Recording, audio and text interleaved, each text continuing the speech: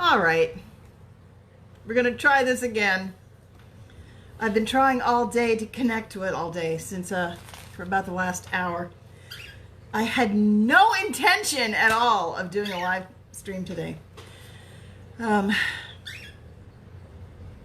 haven't done one for about 6 months. And the reason for that was the changes. I've got an unusual role in this process, and the changes that we've been going through are so vast. All right, I hadn't prepared one, but now all of a sudden the camera's on, and energy starts coming in as soon as I turn the camera on. So all of a sudden there are these little micro adjustments. The reason I paused, took a hiatus from my YouTube channel, from doing live streams, etc. Hello, Sarah Adams is on.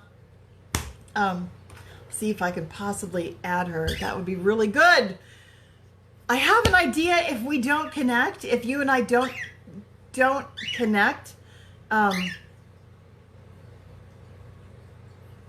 see.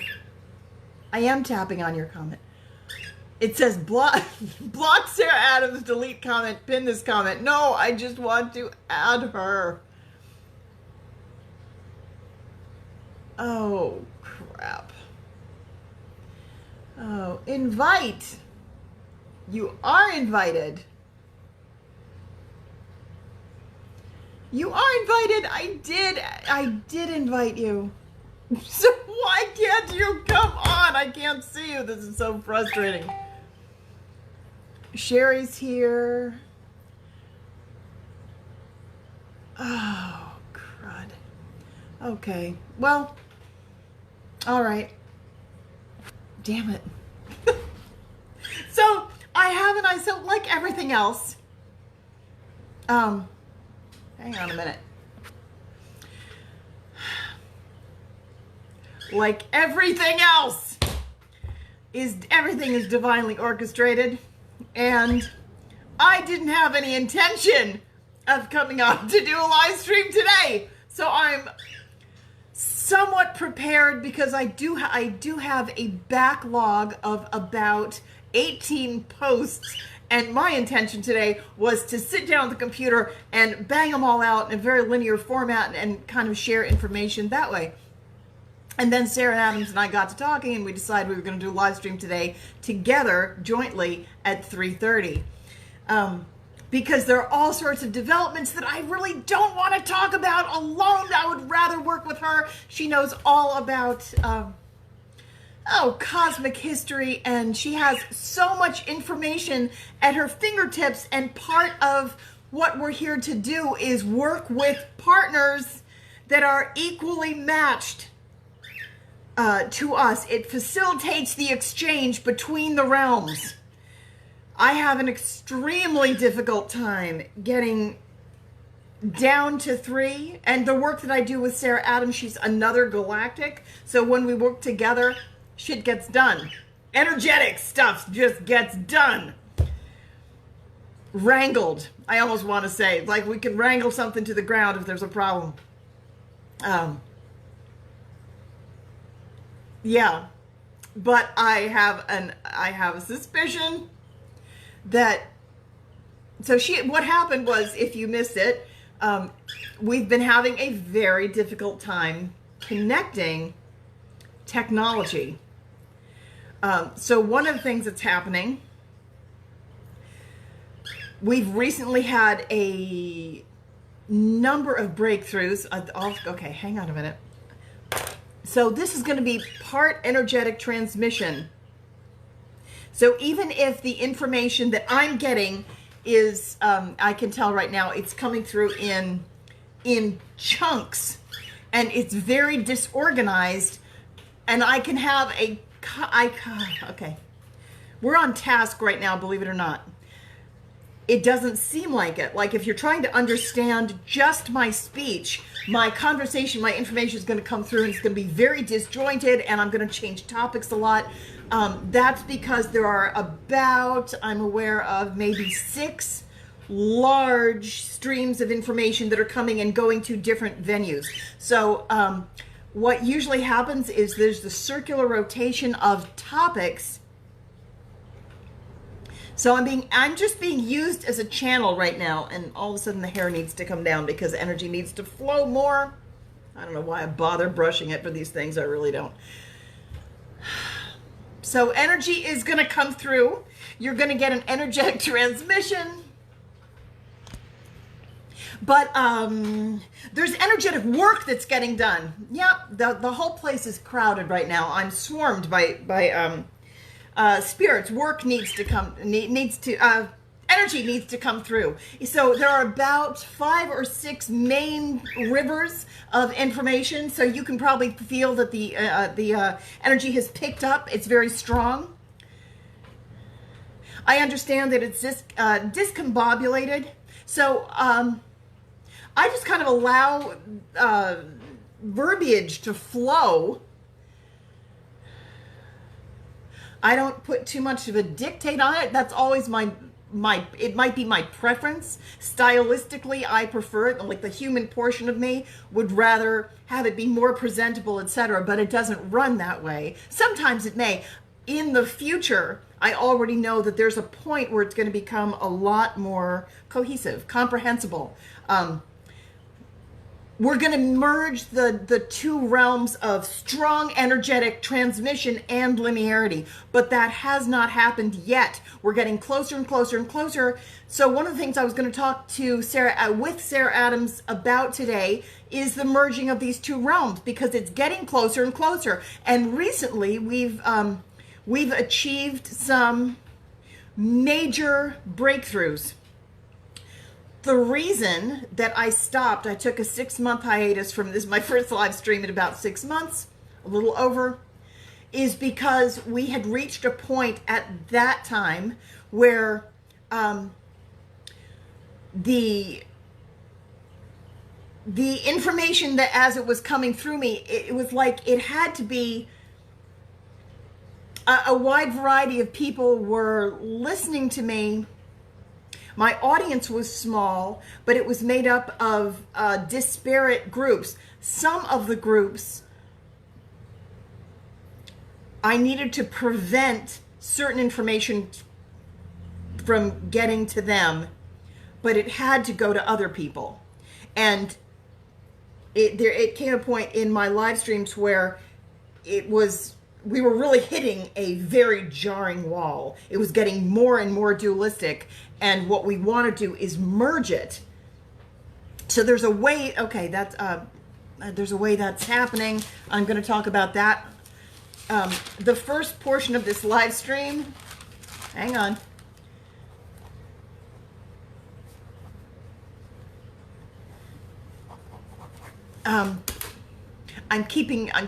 Doing my best to make sure that the information that wants to come through, I'm jotting it down as it comes in, and I hope I'll get back to it. Somebody just sent me some, who was that? I know Sarah Adams is on here with me. So one of the things that's happened when I do these live streams, I take my glasses off sometimes for the most part, but I try not to read the comments. I can't see them without my glasses, and I take my glasses off, and even with my glasses on, I don't look at them. But I'm very aware of the energy streams. As soon as you put your attention on me, there's a 2-way stream. Energy goes where attention flows. So as soon as somebody is paying attention to me, I pick up on that. And it's kind of like a thread. Like if I'm sitting in the middle of a spider web and somebody, somebody lands, I'm just aware of it. So one of the reasons that my attention is all over the place is because information, I'm able to pull it through the ethers, and it wants to go to that person. So that's one of the reasons why my live streams, when there's a large audience, gets very, very crowded with information, and there's a lot of the informational field surrounding me is enormous. It's enormous. and everyone's kind of jockeying for position. If you've ever watched people who are mediums, when there's a large audience, family members come in from the fourth dimension, and grandmothers want, go talk to my child who's in the audience and get this message. There's a huge amount of information that wants to be transmitted to all of the people in the audience, but I've only got one mouth, so you're getting a certain amount of trust is. I would like you to just have it. So you're going to get an energetic transmission that's going to carry in. I'm transmitting light codes. A lot of the energy that passes through me, it's doing two things. It's going in two directions. When energy streams are running properly, they run in two directions. So you are getting an energetic transmission, and the energy that comes through me, the clearing comes first, number one. So I'm picking up density, debris, rubble, anything that you don't need to carry, to hold on to. One of the functions of my own personal energy and my role in the planet is that I act as kind of a water pick, cosmic water pick. Energy comes in very, very strong, and my energy is when it's running, especially full capacity, which it's not right now, but when it's running full capacity, it will clear, eliminate long-standing blockages and areas of stagnation. Anything that you're holding on to, it's going to be like a cosmic water pick. So that's happening now. And usually I do private sessions, a certain amount of private sessions, far less than I used to. But in the beginning, in the first, in the beginning of the session, it's usually very discombobulated, and there's a lot of clearing that's getting done. It happens relatively fast, but depending on how much is being brought through me, it feels very often like the top of my head just is taken off, and I kind of get used as a smokestack almost. There's like this huge, from the audience, there's a huge amount of just energetic debris that winds up pouring out. So often at the beginning of a session, when I work with individuals, especially when I work with a group, there's a I can't see the screen. It's another reason why I'm not paying attention to my image and I can't see the comments. It appears to me like, have you ever seen heat rising off a pavement? It looks like that. Everything gets very blurry, and sometimes there's so much light that I can't see the wall, and sometimes it's just there's just a lot of energy moving, so I really kind of lose my vision while there's a lot of clearing going on. So I needed to take a break for a while off of Facebook because it was to kind of recalibrate myself as an instrument. That's a good way to put it. And I do a tremendous amount of work. I work 24 hours a day. I like to. I'm not complaining. It's what I was born to do. I came to do it.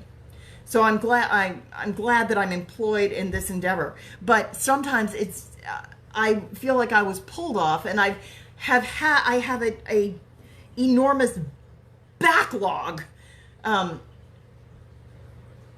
of information to deliver, and sometimes there's no place to put it, or I don't know how to get it to the people who need it because some of it's compartmentalized.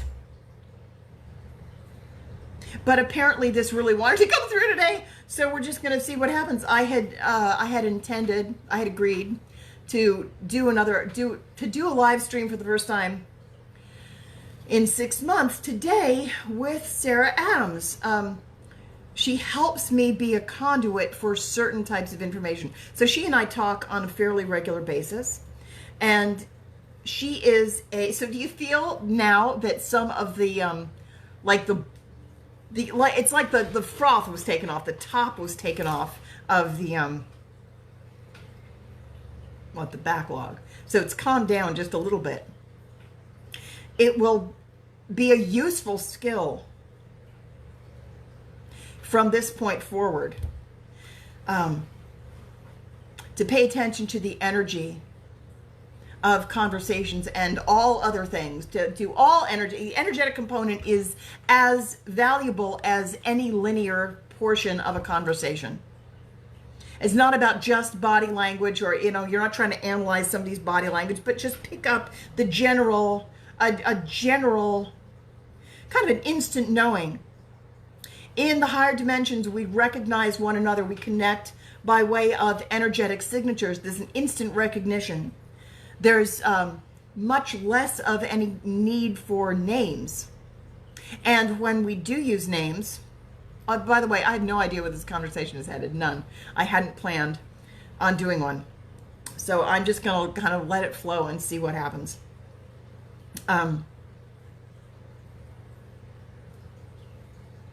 Often our human name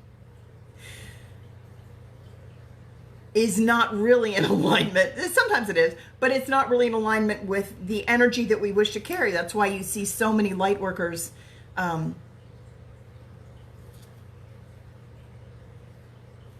elect to change their names. And very often, if you pay attention to the vowels, you will notice a lot of commonalities.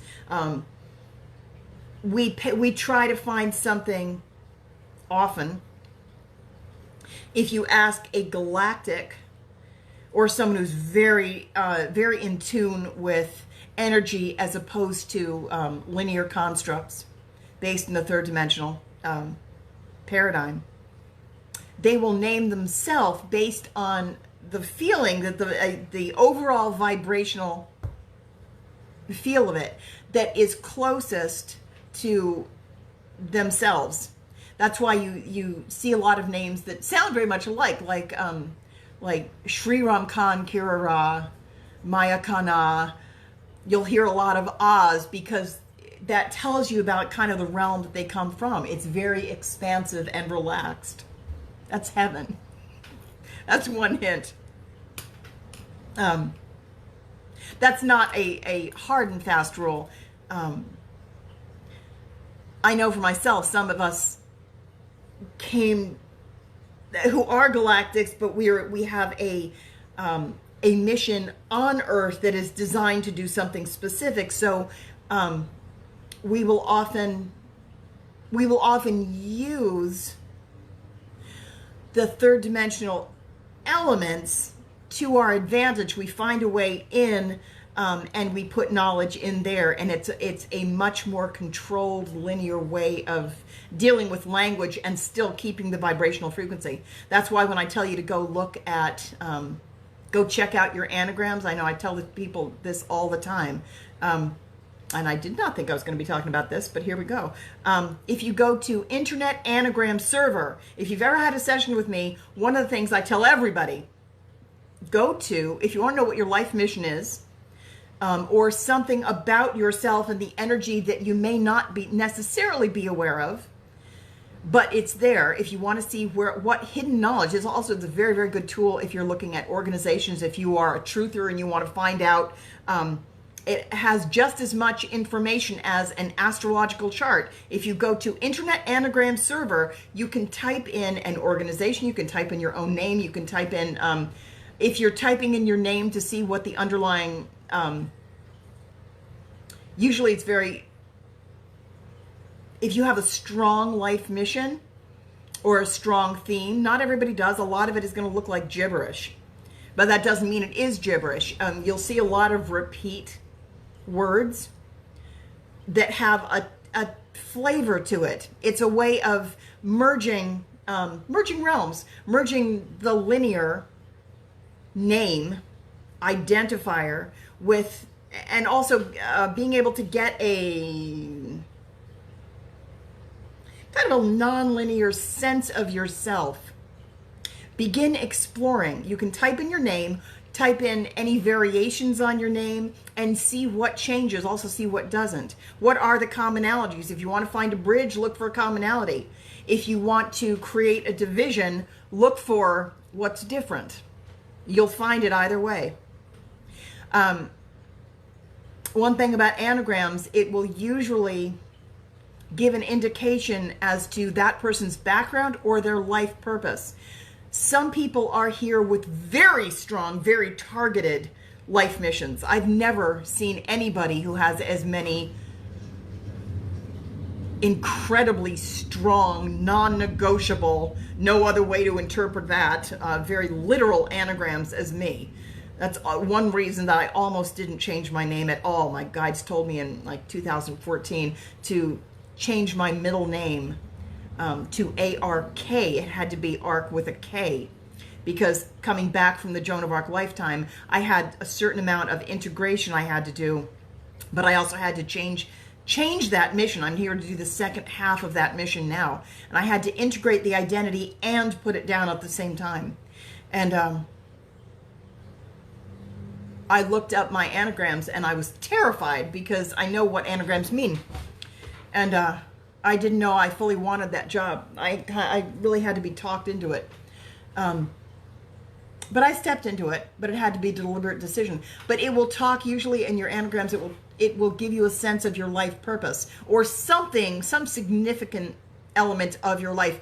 I spoke to somebody a while back, and we looked at his anagrams, and when I first met him, he said, I came to help with Ascension, but I'm a merman. I'm from Lemuria, and I'm a merman, and I identify as a mermaid or a merman. And when we looked at his anagrams, every single thing in his anagrams was an aquatic term, all of it. And that's an interesting thing. I've never had somebody introduce themselves to me just flat out said, I'm a merman. And I believed him, but then there was absolutely no doubt at all, because we looked at his anagrams, and everything on there was an aquatic term. It was hilarious. One famous example is Clint Eastwood. One anagram of his name is Old West Action. But there are. Anyway, go check it out. Do it with your own name and then any variation. And once also, if you're a twin, so this is interesting. If you're a twin flame, I would never tell somebody to do this as a direct indicator of whether, because I think you could probably. If you were committed to deluding yourself that you had one when you didn't, you could probably find all sorts of talk yourself into that real quick. But if you are a genuine twin, my feeling is you will probably see very strong indications, if not direct references to you in your twin's name. I already knew that I was also, if you really, really, really are a genuine twin, and I don't mean to be hierarchical about it, but a lot of people think they're twins when they're not. If you genuinely know yourself to be a twin flame, and that's one of the things you're here to do, and you have a mission, etc., there will be no doubt at all. You won't have to ask anybody. But if go check out your twin flame's name also. Type it in. My twin flame's name is Josh Cram, and one anagram for his name is Has Jumbo Arc. So our missions are very aligned, and even if we're in separation, one way or another, he's working on the mission from the opposite side. So the connection and the job is. The mission is paramount.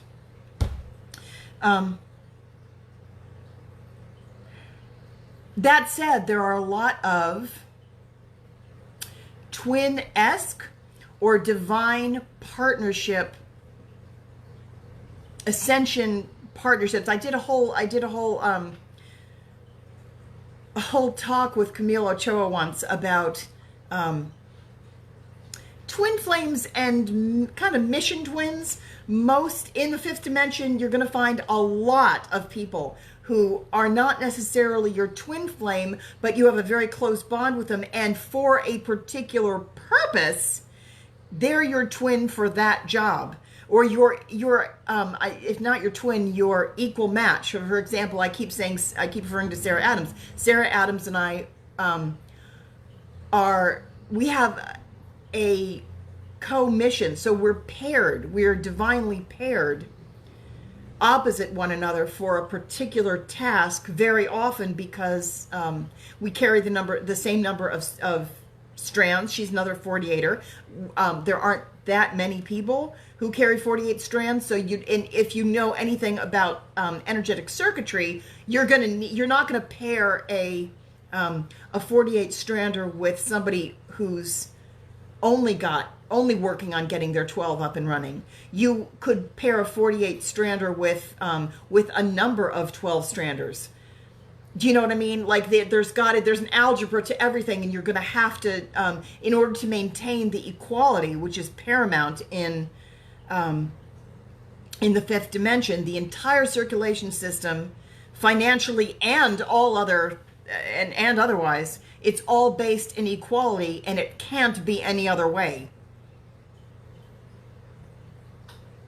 So in any kind of I almost want to say transactional, but it's not. In any other, if I'm going to be paired with any other single person, they would have to also have 48 strands. Or I could, obviously, or I could go with, a 24 and a 24 and be paired and work with two people. But in order for the energy to flow fully, that's the kind of balance you need to maintain. So she and I are paired together often for certain kinds of work.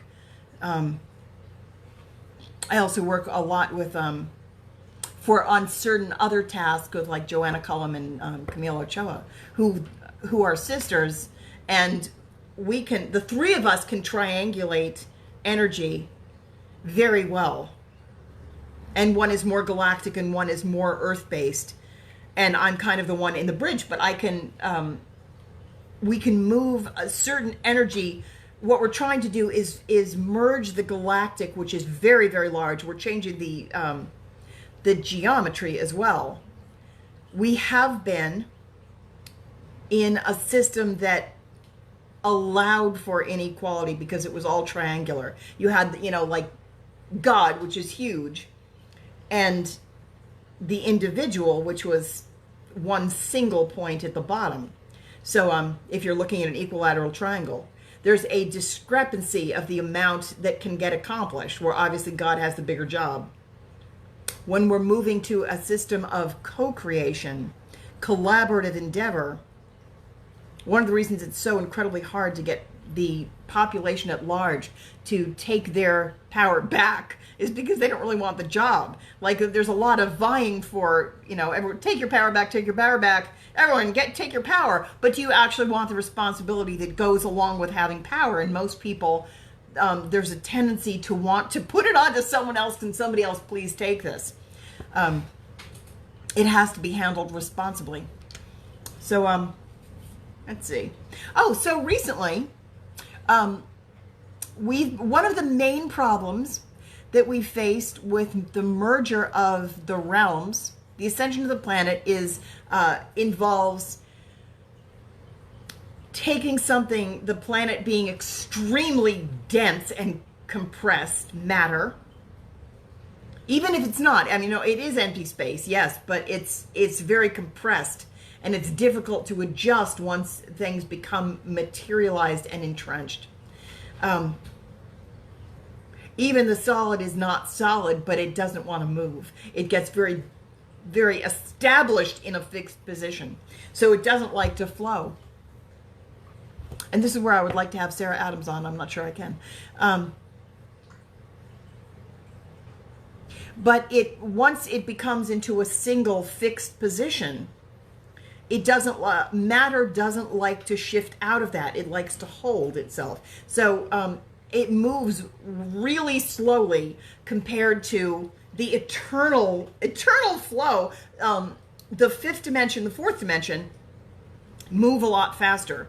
In the fourth dimension, everything it's semi-solid. It's a semi-solid state, and that's what where ghosts are, and like holograms. It's just semi-solid. So you still have matter, you still have material, but it's flexible and permeable and a lot easier to live in, and you don't get so entrenched and stuck. There's the biggest problem that we've been having in getting the fifth dimension. It's not a location, but I tend to trying to describe it. It helps it helps to talk about the bandwidths as though they were places, but it's not. But there are certain things that are difficult, very difficult to combine for specific reasons. There are cycles within cycles, and there are windows, there are time windows where certain energies or streams become available to use and then they stop. Matter moves very slowly and it changes very slowly. But at the top, or in higher dimensions, we have instant manifestation of thought. Moves very, very, very quickly, and it can, because of that, it can be very easily adjusted. That's why it's just a lot easier to move. Those of us who are much more comfortable in that realm, the challenge has been we have a very difficult time getting into a physical form. There's a tremendous amount of energy. Also, higher frequencies cancel out lower frequencies.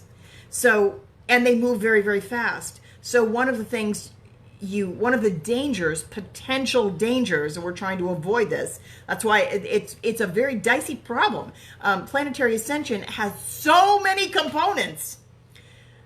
We're trying to maximize the number of people on the planet, number of beings on the planet, because it's all beings, including the Earth itself. And we're trying to maximize the harvest, or maximize the successful transition of all beings from the third dimensional locked in place where they've been up into a state of fourth density. We're going to the fifth dimension of operating, where it's all freedom based, but we're still maintaining, at least the goal is to maintain a physical body, but one that is not as dense. So we're moving from if you follow me, you probably already know this. We're moving from carbon-based life forms because carbon doesn't allow light to penetrate the same way. If the high vibrational energy meets density and it can't get through, it's going to mean the annihilation of the physical body. But right now we're in this, so there's a way, the way we're trying to take the material boy, I'm explaining this badly. It'd be easier if I wrote it. To move the material and have it be successful, we're moving it into a state where it's silicon-based instead of carbon-based. And that will allow the light to penetrate while still maintaining a physical experience. That's never been done. And anywhere in any universe, in any galaxy, it's never been done. So we have our work cut out. It's a mass migration of the entire planet. And it's huge work. It's very complicated because you've got so many things that have never been done before. You've got the planet waking up in various degrees. And there's a reason it has to be done in stages. We can't have everybody waking up all at once, even though so many of us who, especially the Forerunners, are extremely eager to have everybody wake up all at once. But we really can't have that for a reason that I want diagram. I'm not going to explain it all right now, but there's a reason that we have to have it rotate slowly where one side is in darkness. And it's primarily, this is also the reason that I had to stop my live streams for a while. Some portions, there's some populations that are not yet ready for certain information. So some of the information, a portion of the population is ready for and needs right now, and a portion of the population can't have it yet because it would kill them. So we have to remain in a certain degree of division for a time. This is monitored very, very closely. We're monitoring all of this. We monitor the fear level of the planet. So a lot of the, and you know how difficult the awakening process, if you're one of the awakened ones or in the process of awakening, because it's a long process, but if you're one of the awakened ones, you know how difficult some of this stuff can be. So You can't go through it all at once. Those forerunners, we've cut through. It's like we took one for the team. We did. We've gone through the toughest for the longest period of time. We were willing to go forward and really do the most brutal work has been done. Kind of so, because we were the more mature spiritually. It's not a hierarchy of value. The same, but there is a level of maturity. Certain groups are ready for certain things. Other groups are not yet ready for it. Doesn't mean they're worth more. But you are expected in this whole migration. You are expected in the fifth dimension to pull your own weight, to work up to your capacity. It's Calico. Hello. Everyone is expected to work up to their capacity. Very unlike the third dimension where things were optional for a certain amount of time. There's been a huge discrepancy. Part of the problem has been there's been a huge discrepancy in the number of people doing the work. There's been the third dimension has been a realm where slavery could exist. And we're not going to have this anymore at all. Part of getting us out of slavery is having everyone do their share of the work up to their capacity. So it's not a value-based hierarchy. Your infant isn't worth less than your fifth grader, but the fifth grader is also expected to, clean the room, or they're expected to participate in the caretaking up to their capacity. And we're not going to have a slave population of any kind, including the parents. So if a lot of us have, like a lot of the light workers in the third dimension have just been overworked. We've been overworked and overworked and overworked, and we didn't want to drop it because we knew what was at stake, and we were doing a lot of the work on behalf of the collective because it needed to get done. Otherwise, it's where we have been in a savior template. And that served a purpose, and it was needed for a time. That doesn't mean we're going to take that shit forward. We're not. It ends. And I've been in that role, and it's horrible. You're carrying way more than your share of the burden, but it also really needed to get done. And you couldn't simply, a lot of people, I have heard them say, well, you could drop this at any time. It's a free choice. You can drop this every time. But not really. And saying that, the reason you can't do that is the same with, like, if you're responsible for others and you know you're responsible for others, don't let somebody tell you you're not. This is not your job. It is your job. It was my job. When I went down as Joan of Arc, I absolutely carried the burden, and it should have been held by two, but it wasn't. And rather than let the population drop dead, I was willing to pick up the extra labor for a time, but that shit has to stop. We're moving to a system that will only tolerate equality. So it requires an entirely different mindset, and that's why one of the reasons why twins are so important. We put in place, and when I say we, I'm saying I was on the Council of Balance for a long time before it was no longer required. The Council of Balance was a council of 12 members that it was established at the time of the Joan of Arc lifetime. So I went down, I was the original Joan of Arc in the body. I went down carrying the Divine Child template, and I went down as I was born and as a baby in the Joan of Arc vessel. And I was the only person who was there the entire time. That said, it was designed to seed a template.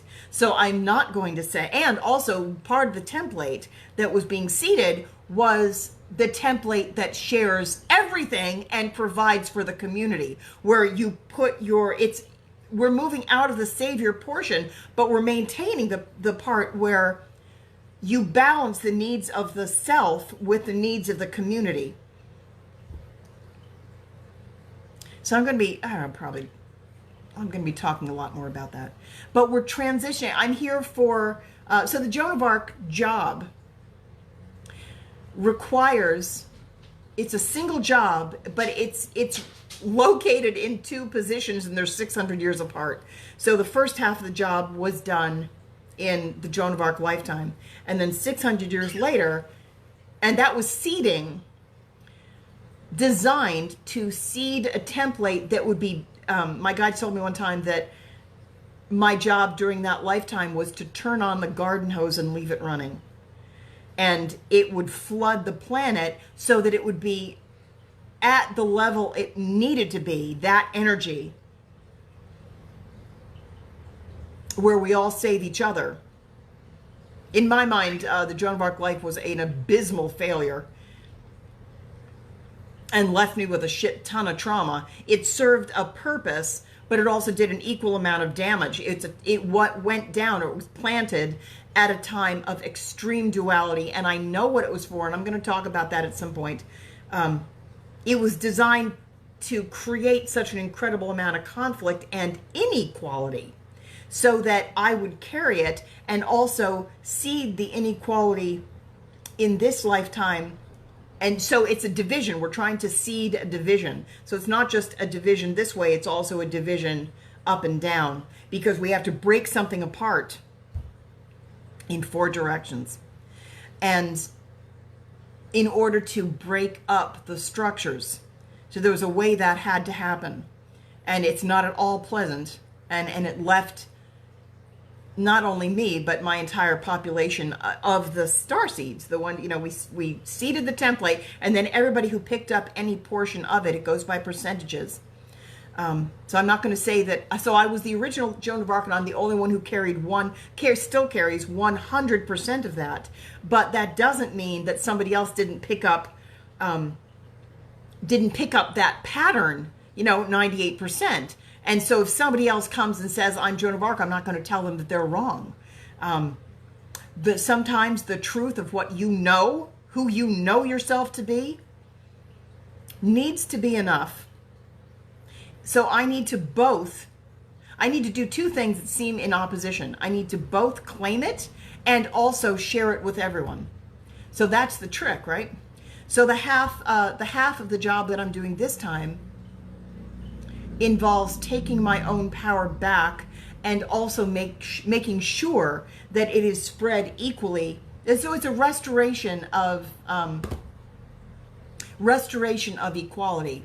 The equality of the feminine and the child aspect. So really, it's you're taking the twin dynamic and owning it, but then I also need to share it with another. And many times the person I share it with is not only a physical twin, or like a twin flame type of thing, but it's also a mission twin, and I've got a multitude of those because there's a tremendous number of jobs that need to get done. And we called in a lot of specialists. So where was I going with this? I was going to talk about division and unity. Then I don't think I'm going to talk about Donald Trump on this live stream, but I do have a lot to say about it. Because in a way, I feel like I'm going to talk about it. It's going to open up a can of worms, which I'm willing to do, but I kind of want more time to talk about it. In a way, Donald Trump is my divine counterpart in this lifetime, because he's doing this in his job right now. He's doing a very similar job, that he's in a similar role that Joan of Arc was in 600 years ago in France, which it's just designed to bust everything wide open. We're going to shift everything, and you're going to have to go to war in order to do that. No more complacency. All of the systems need to be broken, and you're going to do whatever the fuck it takes. Whatever expense it is, whatever has to happen, you're going to do that. So he's not as I wasn't at that time. I know more about my role now than I knew about it then.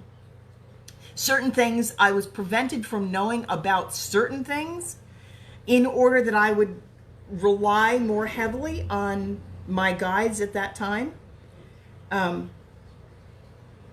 They only allow you to know so much. Everything is very much, when you're in one of these roles where you've got a very singular mission, everything is kind of on a need-to-know basis, and believe it or not, you wouldn't think so. You want to think that the idea, we all kind of like the idea that the President of the United States can choose whatever the hell he wants to do, but that's not strictly true. There are certain things that are on a need-to-know basis, and when you have a soul contract where your role is singular and it's very, very targeted toward a single aim. Once you get on board, and he's done a lot of things, but in his life, and you can say whatever the hell about him you want, and I'm not saying you're wrong. He's a cheat, a thief, he's a womanizer, he's, a rapist. There's certain things, sociopathic, narcissist. I'm not going to say that any of those things aren't true. Nonetheless, he has a specific role, and it's very targeted. I can tell you that they take a lot of things the same way that when I'm here to clear a lot of the energy, number one, I don't know how to turn that off. When I first open a live stream and the energy just starts to pour out of my head and I just become this cosmic water pick and I just gather a lot of this darkness that's flowing out of my head, I don't know how to turn that off. I'm not in control of it. I'm just an open channel. That's a soul contract that I made when I came into this lifetime. That's my job, and I agreed to do it. I can tell you that he's in a very similar position where there's only so much that he can actually choose. You relinquish a certain amount. When you have a soul contract that is, some are negotiable, like some parent-child, for example, soul contracts are negotiable things. Like if you can get pregnant and it's not a good time in your life, you can usually say, not a good time, I don't want to be pregnant, and you'll have a miscarriage or something. Certain soul contracts between souls pre-incarnate, those are adaptable, adjustable. There are some soul contracts that are non-negotiable, and they're non-negotiable. There's no way in hell you're going to incarnate. This is really important, and you're going to do this come hell or high water. So he's in one of those, as am I. This portion of human history is so singular that certain things just need to get done. And he was asked to run for president. I guess I'm going to talk about him. He was asked to run for president by the Alliance because he had a certain... There weren't very many other people who were positioned, who had the background. It was also a soul contract, but it could have gone a couple of different ways. There were a couple of other candidates. He was the best candidate for a number of reasons. One, he's been a dictator in another life, so he had karma that would come with him for this job that enables him to... So in other words, we're at the Ascension gateway, so things are really ramping up. So sometimes we tend to think of karma as being a bad thing or like a punishment, but that's not what it is. Sometimes it's just that everything you put out is going to come back to you. And in this case, we have a specific window within this this cycle where all of this karma is going to wrap up. Karma or dharma, whatever you got coming back to you, is going to come back to you. So knowing what his karmic debt is for him as a soul, we know what energy, every force evolves a form. I never stop saying it, it's always true. Every force evolves a form. So you can look, so if I were one of his, and I wasn't, but if I were one of his spirit guides, and there are teams and teams and teams for a job like this. It's a huge job, and there are many advisors, many levels of advisors. And then I'll get back to the council bounce and what that does. So pre-incarnation, his array of guides will look at what he has to resolve and say, you know, if you went down as president of the United States, you could clear this debt by doing X, Y, and Z, and it's not going to be comfortable one bit, but you could clear your own debt if you go down and do this job. You have to be willing to do it. He doesn't have an easy job right now. He's under a tremendous amount of pressure. So is he going to wind up redeeming himself no matter what it looks like? Yeah. But we know that there's a certain time window that all of his karmic issues, we'll say it that way, all of his karmic issues are going to swing back and go through his experience. So we can look at the situation overall and the interplay of light and dark forces and say, okay, this is what, from an outside perspective, regardless of what it does to him, if you kind of step back and detach from it, we can look on the Council of Balance, we can look and say, well, how much momentum can we get out of this guy, and or the energy that's going to come through him regardless, and where can we best utilize this function? And then we say, you know, we could, if we plopped him in as the president of the United States, we could get in a shit ton of a destructive force and use him as a bomb. We're basically going to use him to break apart the structures, but we have to apply him best at this. We're going to ask him to run for office at this time in history, and then we're going to have all of these forces hit him, and when it hits him, it's going to have a very predictable, it's going to do something that's very predictable. And it's kind of like when you drop Mentos into Diet Coke. There ain't no way it's going to maintain peace. It's just going to have, there's going to be one way or another, it's going to be an explosion. So we can then position other things to take advantage of that momentum. I'm not saying that any of it is going to be comfortable. It's not going to be comfortable. It's going to awaken everybody. But we have to do it there's a strategy to so when we say that Trump is playing fifth dimensional chess, I don't play third dimensional chess. I don't know how to play chess in my life with like pieces, physical pieces, but I do play fifth dimensional chess. And one of the things on the Council of Balance that we do is there are 12 members in the Council of Balance of beings, and we all play. It's not a competition. First of all, fifth dimensional chess, one of the ways that it differs from any other game is that it is not a competition. It is a way of strategically moving things around where it's like it appears to be a competition, but what you're really trying to do is perpetuate motion without an end game. So you can end the game if you want to. If you want to play, so if you go, so interesting. If you go to Star Trek: The Next Generation, because we have, we've disclosed everything already. Like for those of you who are clamoring for disclosure, I shouldn't say everything. Like child sex trafficking, things like that are just coming out. There's some things that are later to the game than others, but.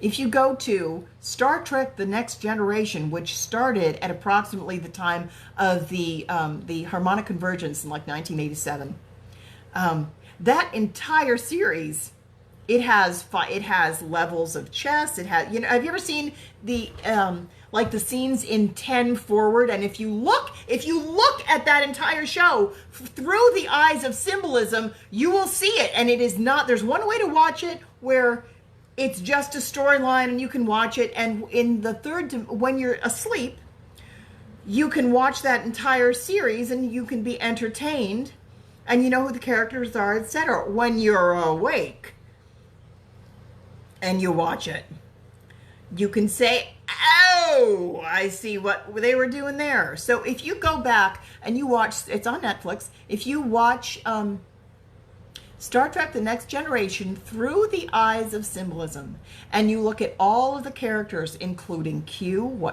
pay attention to what he says,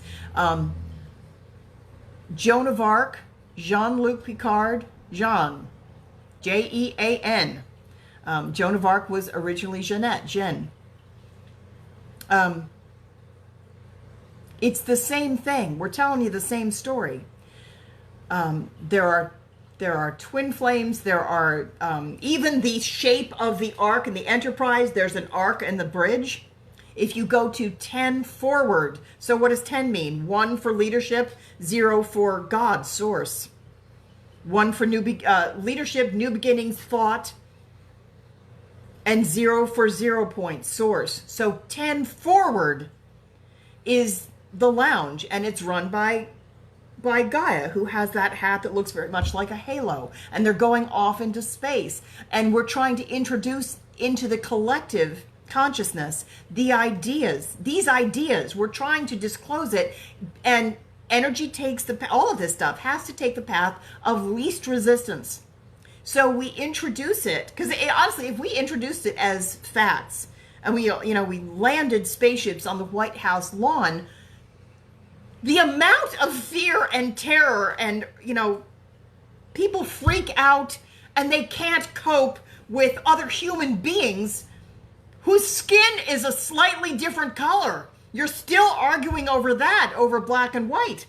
I'm not yelling at you. If you're listening to me, you're probably not one of these people. But, you're not ready for mantis head beings. One of the reasons that we introduce these ideas in the format of stories, including through the Bible, is because there's it gets through the mental denial, the automatic flinch. If we told you it was true, you'd say, no, it isn't. If we say, it's just a story, will you go with it? You'd be like, all right, tell me a bedtime story. Or tell me a story. I just want to be entertained. Your mind opens and you agree to it. Or can we tell you something? So this is one of the ways, and I'll talk about this a different time.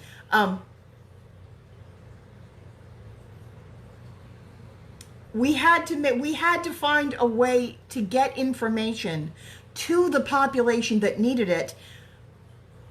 Not all manipulation that has gone on in the Matrix has been nefarious. An equal amount of it, since it's in the fourth dimension, has been kind and benevolent. We've been trying very, very, very, very, very hard. On the Council of Balance, there are 6 members that negotiate or play, they navigate for the dark side, and there's an equal number that navigate for the light side. But we all basically, the goal is not competition, it's equality and balance. On the Council of Balance, the goal is not to overpower. The goal is actually to maintain the balance for a certain duration of time, which we knew was going to happen. It has a limited window. It was a long window, but the goal was to have 12 beings who understood the principles of light and dark and the way it moves, and how to then navigate. So the Council of Balance was a council of beings that had an actual temple, and it actually did exist in a space that looked a lot like clouds, and it looked a lot like a Grecian temple. And we had statues that were extremely large. And what you do is when your spirit goes in, and you can take your position in you go into a sculpture that's of stone. And one of the purposes of going into a sculpture, as opposed to just being a living being or something and staying there, is to maintain stability during some of these discussions. Because if there's any emotional flinch whatsoever, you don't want to be in the 12th dimension in a place of instant manifestation and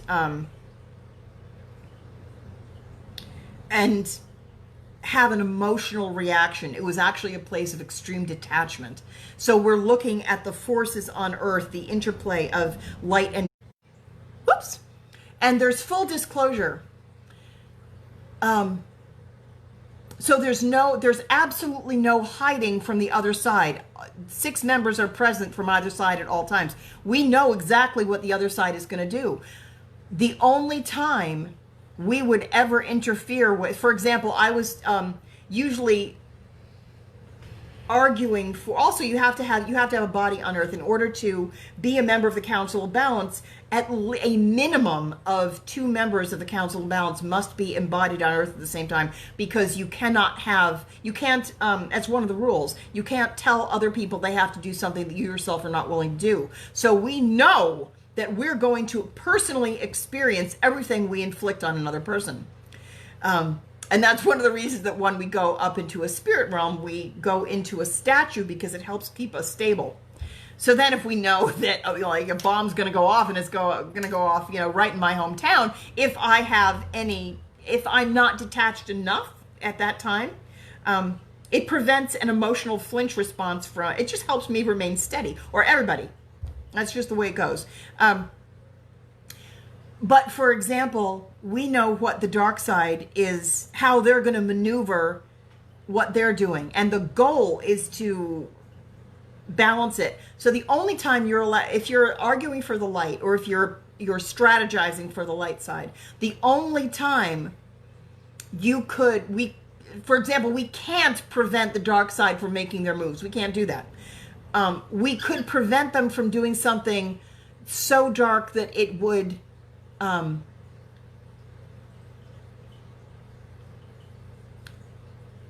I should say it a different way. They wouldn't do that either, though. You have to play. The goal is for both sides to co-create a balance on Earth where, if a dark event is going to take place, we know what it is, and we can utilize it to equal advantage. That was the whole purpose of the Council of Balance, was to establish equality. And the dark side knows that too. So they're not going to do something, they can't do anything, any kind of dark action, unless it would give us an equal way, fully equal, a way to turn that exact same event and utilize it to the light side's advantage as well. And that's to preserve free choice. That means, so our goal is to deliver the power rather than maintaining our status as gods. Our goal is to actually deliver the power back to the people. And then you just pray that they don't make stupid choices repeatedly, refuse to take their power back, and continually opt into the old patterns, which unfortunately a lot of them do. They just choose what they've always done. They opt for tradition. They say, well, these are the rules, this is the way you're supposed to do it. And so they just keep doing the fucked up thing, even though they know it's wrong, and they just keep doing it over and over and over. It's traditional, it's the way we like it. And Timothy, you will be hammered into these ice cube trays, and you will live in this box. Our goal is to at least make sure that they have the genuine freedom to choose with no obstruction. So in order to do that, we have to go down and have skin in the game, and then help them navigate out. And that's why I have been living in poverty, because my goal has been to take it, and I'll talk about this a different day. You have to go down and you go down among your people to lead them through it. So whatever population you're like the class mother of, you have to go in and do that job and experience every single thing that they do, and help them navigate it successfully. So that's what I've done. I've done the entire circuit, and that's why my job on Earth has been to transmute 100% of the negative alteration of Mary, because we're restoring the balance of the divine feminine, restoring the divine feminine to full stature. because it got so fucked up at the time of Joan of Arc, when I went down as the divine child, now what we're doing is restoring it. But I had to go back because it got so badly capsized, it got as out of balance as it's possible to get. I have to go back and kind of redo the entire route. So that has taken a very long time. Taken about, well, I won't get into it now. It's taken a very long time. The past 7 years have been intense. I've been on this job my entire life, but the past 7 years have been the only portion of the chapter where I was working under the weight of also knowing the job. So that's why I'm saying when Donald Trump has a very similar role, basically it's the same, it's the counterpart role that that Joan of Arc had at that time, 600 years ago. It's basically, it's your job to galvanize everyone's attention so that people's hatred, there's a tremendous amount of conflict energy that is directed to him. And then he begins to fill up like a blimp. For real, you get extremely, so if he wasn't a narcissist before, he's a narcissist now. That's why I'm saying, if you say Donald Trump is a narcissistic sociopath, I'm not saying you're wrong, but his job is to go down and be the center of the United States as the president of the United States. He is the figurehead that represents them. It's their our cultural identity. Because we plopped him down as the figurehead, there's a two-way, because he's getting so much media attention and it's so escalated. There is so much hatred and criticism that's launched directly at him, calling him, when you go into hyper-aggressive fault finding, his job was to drain the swamp, and he is doing that. It doesn't look like he's doing that, but that's exactly what he's doing, for real. Once you understand energy mechanics, you have to understand the way energy flows and the mechanics behind mechanics and strategy. And because particularly in Western culture, we've been conditioned to never pay attention to the intangible or never pay attention to energy flows as being anything that has any value. And we think of it, usually we've been told that it's nothing. Before something exists in tangible form, it's thought of as nothing. It's diminished. It's thought of to have no value. Thoughts and prayers. Our thoughts and prayers are with you. That is considered, it basically has the meaning that you give it. If you're actually thinking and praying of something, then that has real value. If you toss off a little remark, our thoughts and prayers are with you, but you don't actually feel and pray and deliver it your full attention, that has no value. That's a piece of crap. But the choice of the way it's utilized lies with you. So it can either be a massive, the strongest force to be reckoned with, provided you utilize it that way, and you have to run it through your own experience, which means you need to embody it and focus it and utilize it to its full advantage. If you consider it nothing, it won't work for you. But there is power in faith. And it has nothing to do with giving your power away to a different source. It's basically you know full well the power that God has, and you bring it down into yourself, and then you become the laborer. And that is a gift. You allow God to use you. But that's one of those things that is, as above, so below. And there's like a twist there's a twist where it looks like an hourglass. It's a real distortion that happens in the middle, where everything is seen through the lens of the third dimension. So, when you go up into higher dimensions, you know full well the power that comes from allowing God's source to come down, and that phrase, let him use you. Well, that's a safe thing to say if you're talking about, and also it's not masculine necessarily, but when you allow yourself to be used by spirit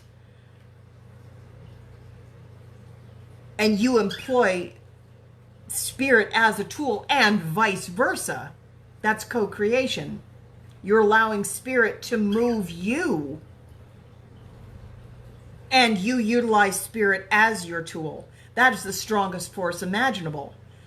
But you would never, that has been really strongly distorted, because you would never take that idea down into the third dimension and you say, oh, just let him use you. Of course not. That's one of the reasons we have sex trafficking. We're not going to have that anymore. We've got to get these the distortions out. So I was going to talk about, I had really no plans to do any of this.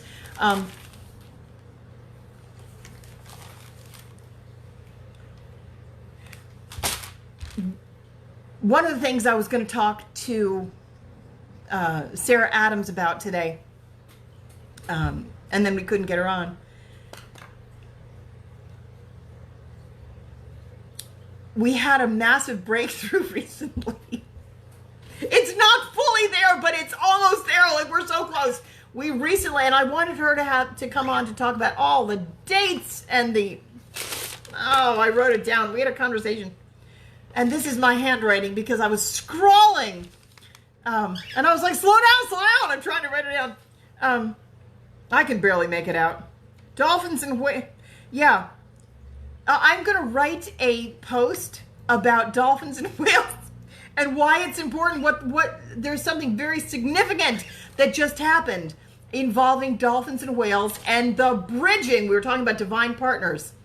What we had to do in the merging of realms, finding your twin, finding your divine partner, finding your mission twin.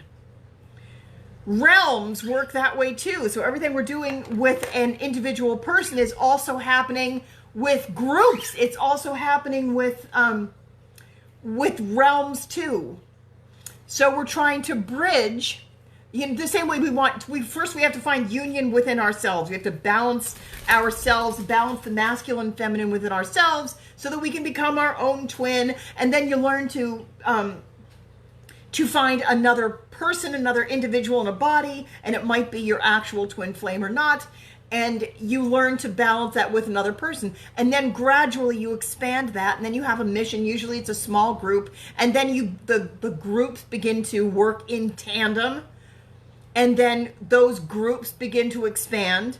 So that's just, there's an escalation of that exact pattern. So what we're trying to do is get the fifth dimension and the way that operates to merge and work cooperatively with the third dimension, the way that works. And that's been the challenge because there's a speed difference. There's a speed and a timing difference. So even if the third dimension, they can't hear us a lot.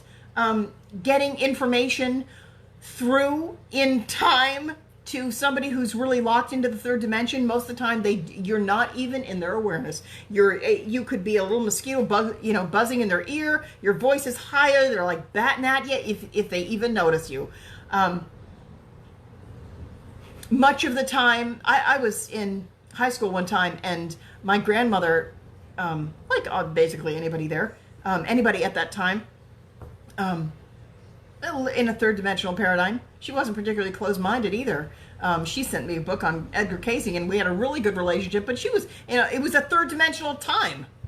And one time she was watching television. I remember this. I was at her house, and she was watching television, and there were spirits who walked directly, and they were like formed too. They were like semi-solid form, and they looked like military personnel. And they walked directly through her apartment, in one wall, between her and the television, and they paid no attention to me at all. And they just kept walking, and they walked through the room between her and the TV, and she didn't even see them. I saw them. That kind of thing happens a lot. These realms are not different locations. They exist right on top of one another. So I myself, my person, am a portal. My guides told me in 2013, I was trying to buy a school in Rifton, New York, and every time I went on the property, I would hear my guide say, there's a portal on this property.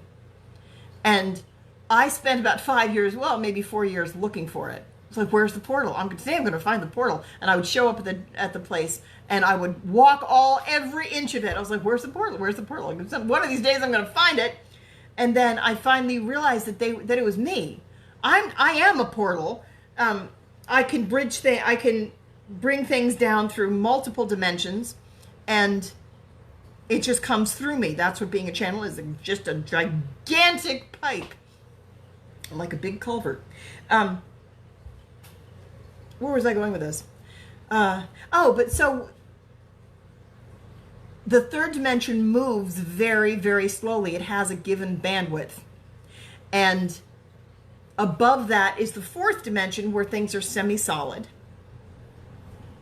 but a lot lighter. So you see things move in and out of existence, and that's where we find the beginnings of the timeline that will anchor. You know how there's the idea in the third dimension that time only moves in one direction, and there is a timeline. There's a given timeline that's set in the third dimension when you're landed there, and it's very singular, because that's what the third dimension is. It's where things lock into one form, and it goes moment to moment to moment to moment to moment. Well, above that, it's far more spacious, and it's a realm of choice, where you maintain a choice at all times.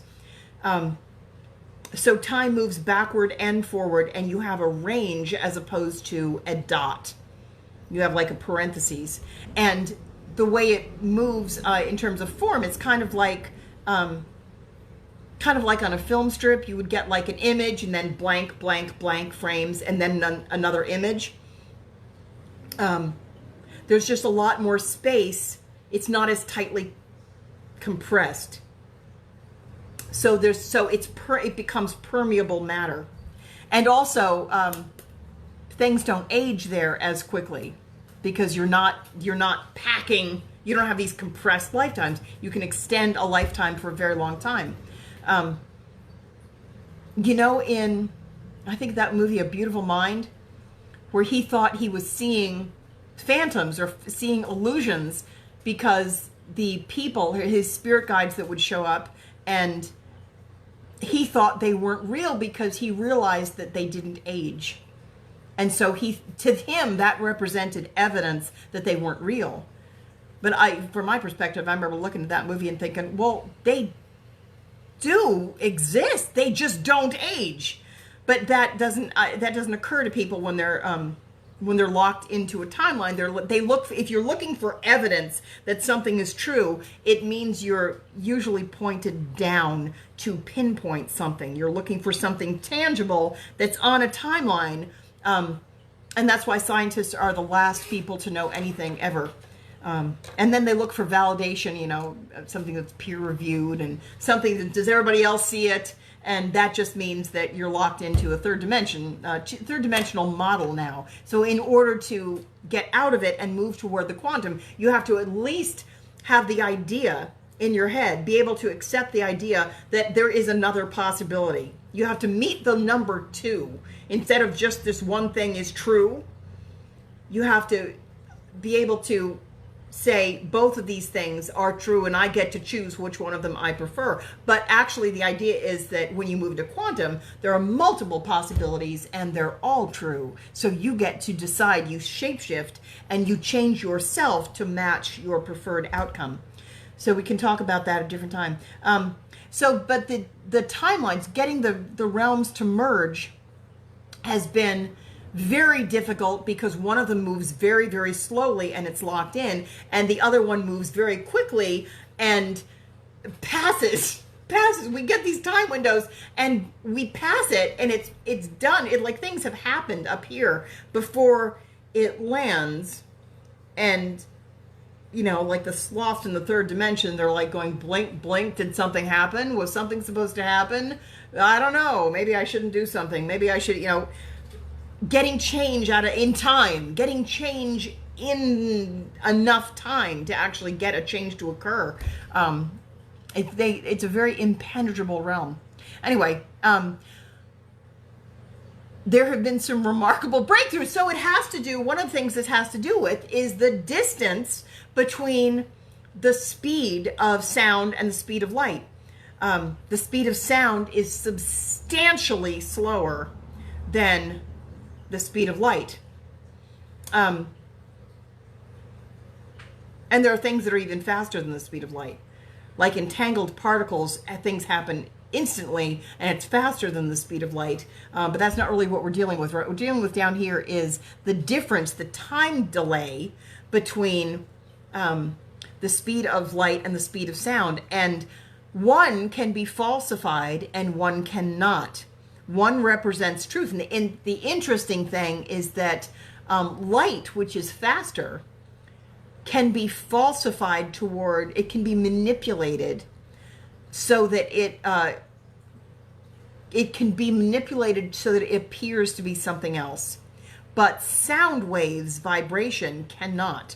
That is always the same thing. And it's interesting because there's a flip.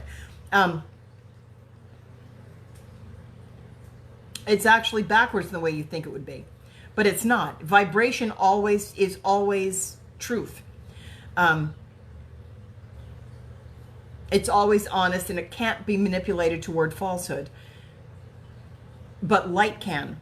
So one of them is true and one of them is potentially false. So getting these things, and one's faster than the other, getting these things to line up to behave as Ascension counterparts themselves it's been a tremendous challenge. There has been a barrier between them that is extremely difficult to compress and get these things to line up so that they move together as counterparts, the fifth dimension and the third dimension.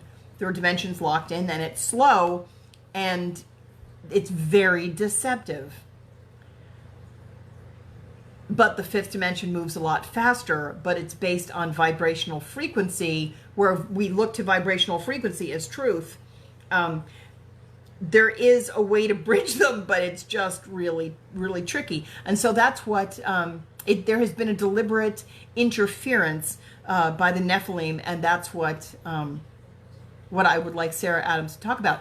But she told me something recently. Just recently, there was a major breakthrough. There was a barrier. The barrier was breached. It was bridged. And I feel she's a major player in this. We both are.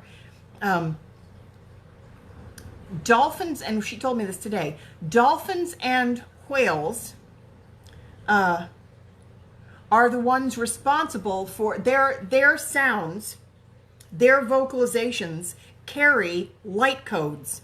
So dolphins and whales are the ones whose sound, they are responsible for delivering the merger.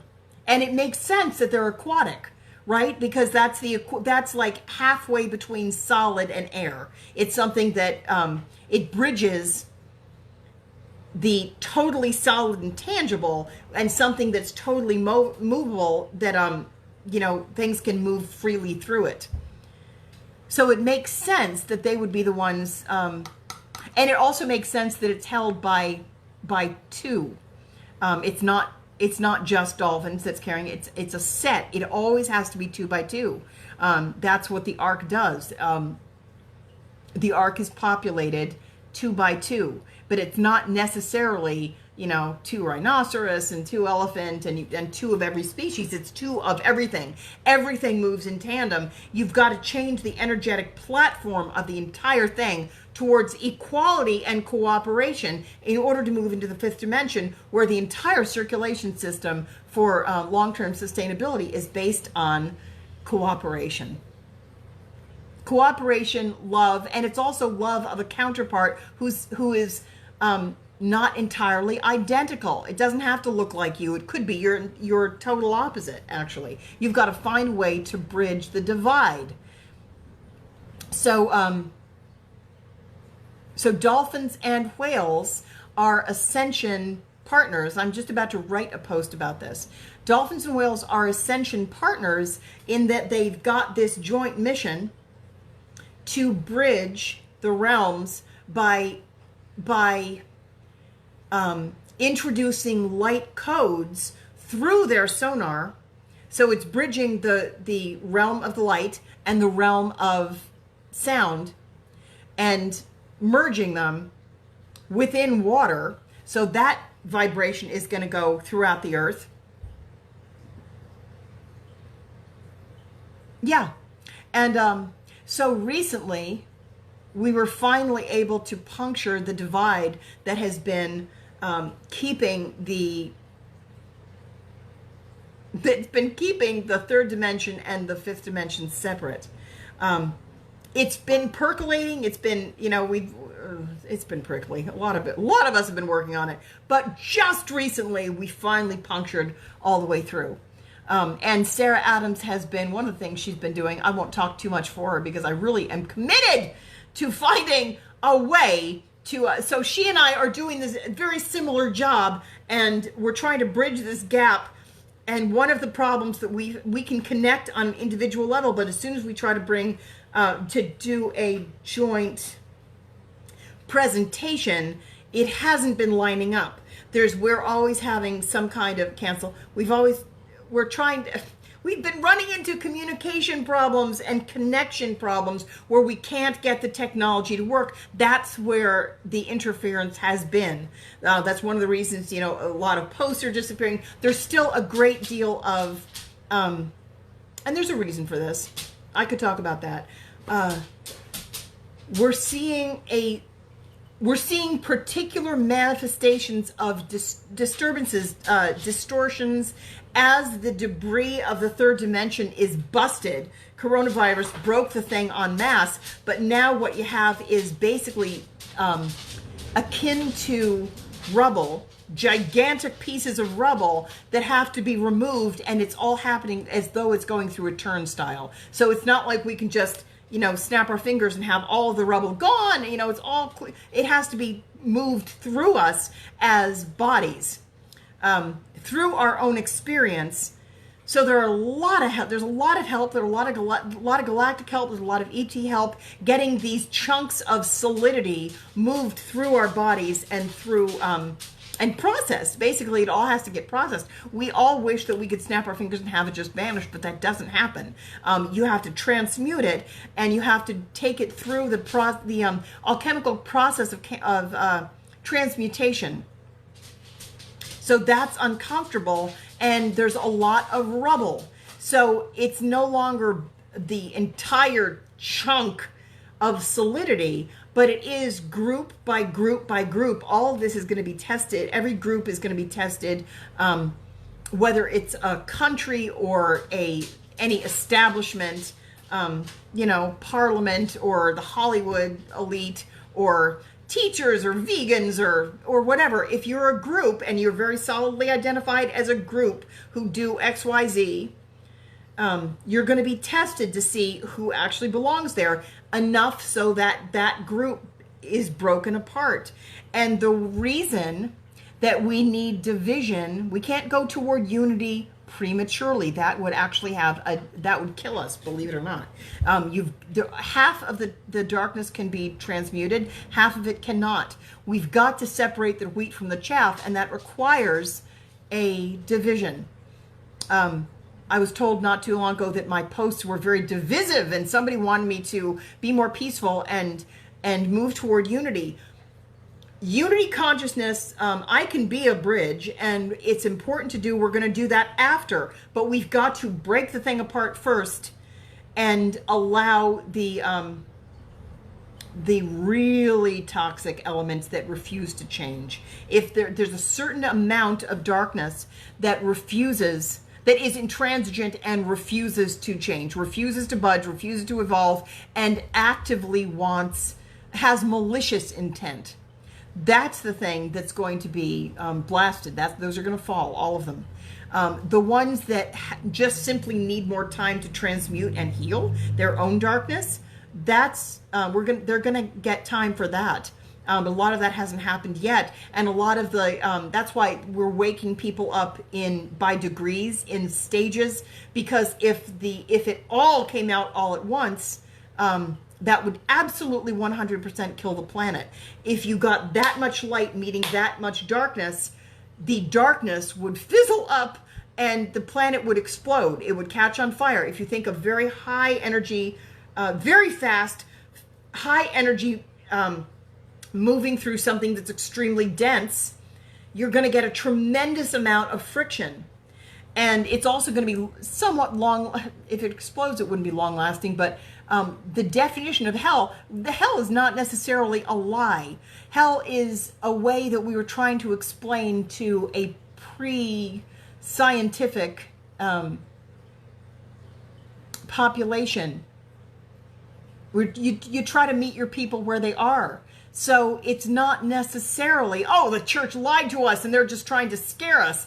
We're not necessarily only trying to scare you. Hell is a pretty good description of something that's in density and very long lasting period of extreme hostility, extreme friction, and all of your worst emotions.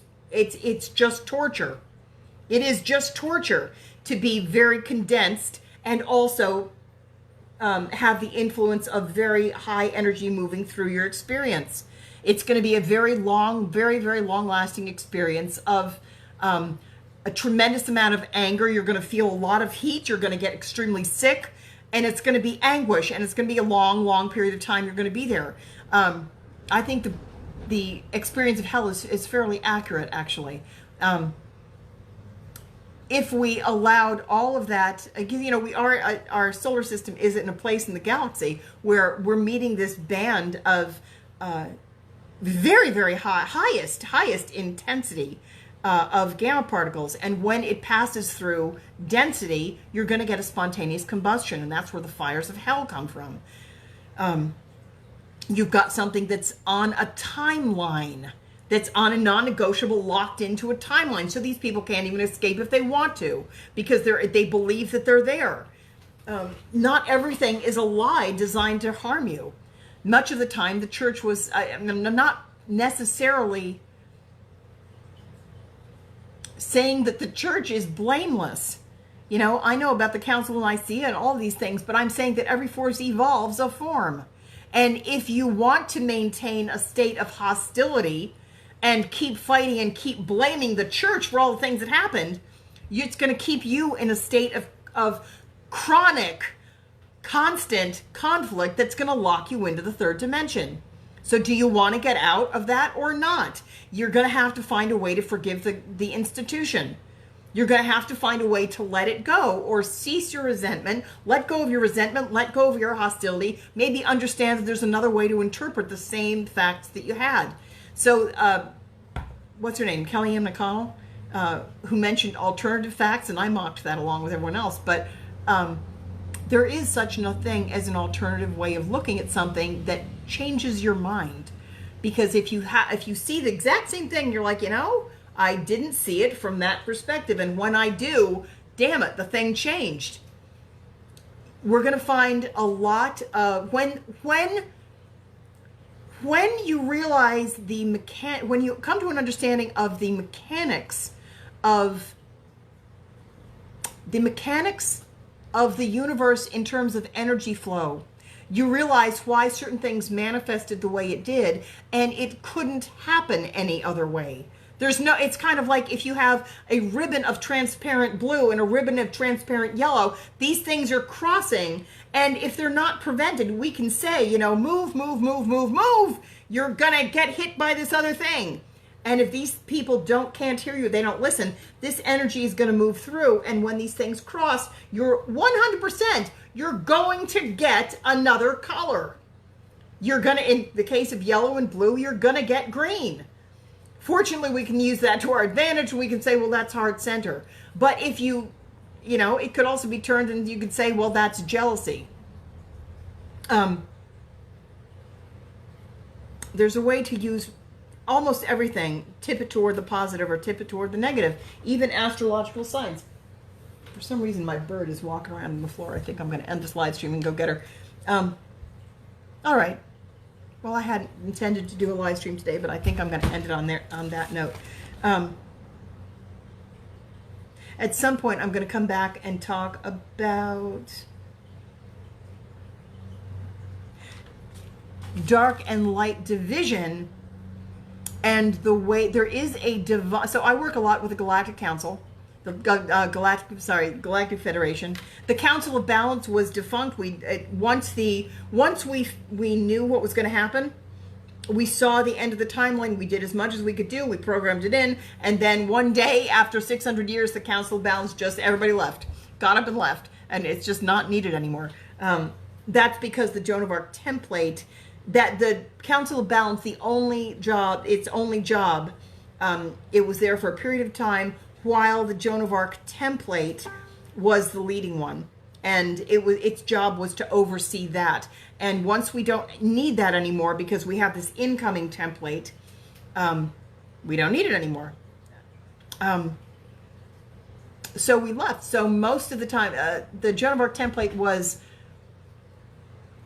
organized, designed, and run from the 12th dimension, and then created and assembled in the 6th dimension at the time, and then operated, bypassed 5, and then it was operated and run from the 4th dimension, but it was overseen by the Council Balance in 12. And of course it landed and took effect in the 3rd dimension. Yeah. So is that all I'm going to say about that today? I think so. All right. We're about to get a massive, massive breakthrough.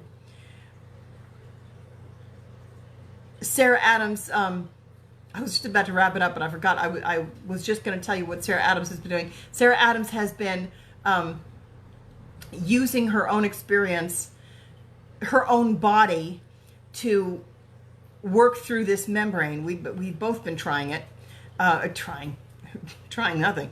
We've both been doing it, and we embody it. And we work at it from different aspects of it, kind of different sides. And she's trying to get through it on one side. I'm trying to get through it on the other side. And we're not the only ones. It's the main barrier. But she has been recently playing. She's taken loudspeakers and she has them on her belly, and she plays the loudspeakers on her belly, and she plays dolphin and whale sounds into her own belly in order to break through this barrier and merge, because we're trying to break the 3rd dimension. We have to break that thing, breaking the interference. But we have to establish the connection. We're severing one connection. We're deliberately creating a merge over here. So she's been trying to puncture this thing so that by specifically playing whale and dolphin noises into light codes through sonar, which she can explain it so beautifully. And I'm going to write a post, but I have to decipher my notes. She's been playing it directly into her belly.